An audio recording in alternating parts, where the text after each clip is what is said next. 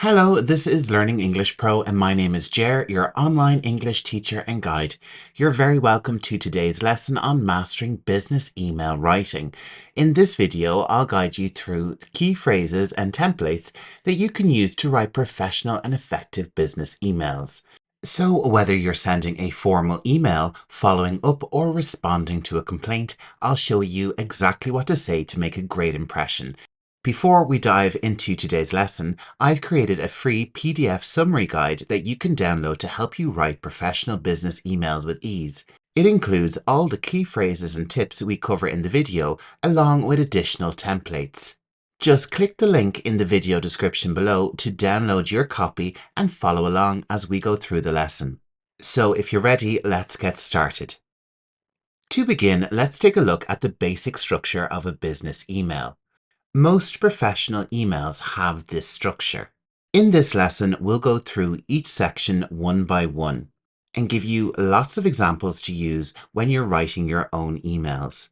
Understanding this structure will help you organize your thoughts and ensure that your email is clear and professional.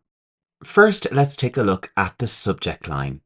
The subject line is the first thing the recipient sees, so it needs to be clear and informative.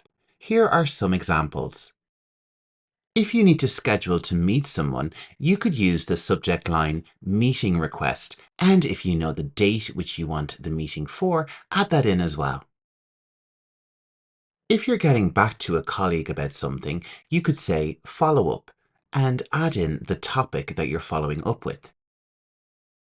And if you have new information that you need to report, you could say update on and the topic at hand. If you have a question for your colleague, then you could say question regarding plus the topic. Here I've added in payroll. Maybe you're inviting your colleague out to an event. Here you would say invitation to and the event. Use specific language in your subject line to give the recipient a clear idea of what the email is about, and avoid vague phrases like important or hello. Let's move on to our next section, the greeting. And we're going to place the greeting in the start of the text box in the top left-hand corner. Your greeting sets the tone of the email. Here are some common greetings for different levels of formality.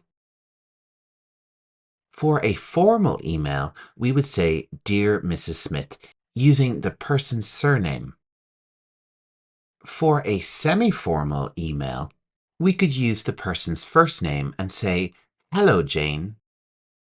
If you know this work colleague very well, then you might be writing an informal email. We could then say, Hi, Jane. And whatever you've written here, make sure to follow it up with a comma. If you're unsure of the recipient's level of formality, it's always safe to start with a formal greeting like dear and adjust based on their response. Next up, here are some effective opening sentences that you can use to begin your email depending on the context. For introductions, you could say, I hope this message finds you well. My name is John and I'm reaching out regarding, and here you would add in the rest of your information. For a follow-up email, you could say, I'm following up on our previous conversation about, and then continue with the topic. For updates, we could say, I wanted to update you on the status of, and here you'd add in your own information. For questions or requests, you could say, I'm writing to request information about, and if you wish to invite someone to an event, you could say, I'd like to invite you to, and then add in the event. Your opening sentence should be polite and set a friendly tone for the rest of the email.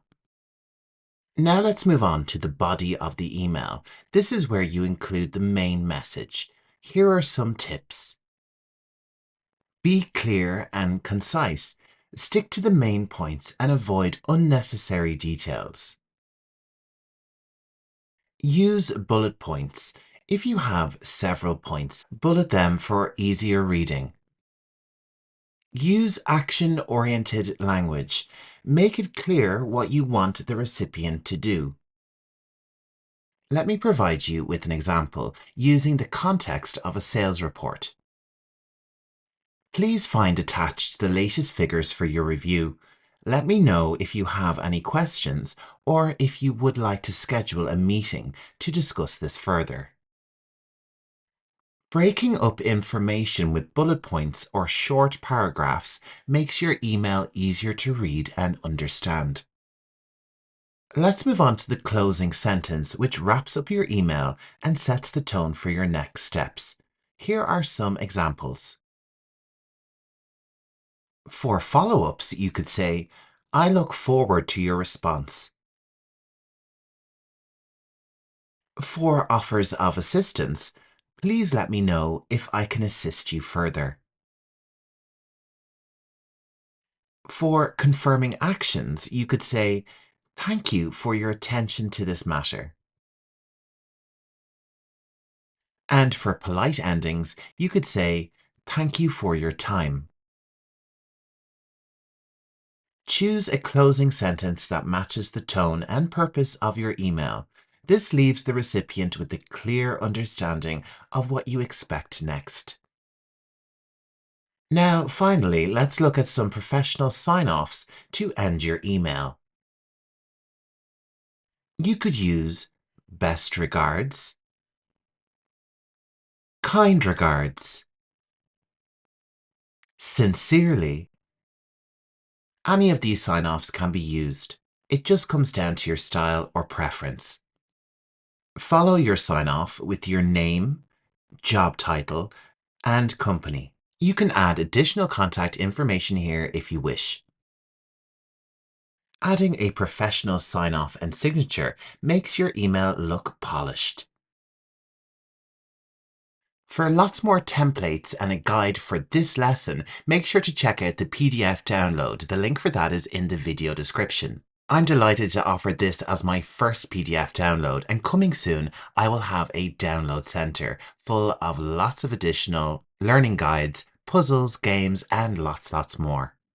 And that's it for today's lesson on business email writing. I hope these phrases and templates help you communicate more effectively in your professional emails. If you found this lesson useful, don't forget to like, share, and subscribe to Learning English Pro for more business English tips. Thank you for watching, and I'll see you in the next lesson.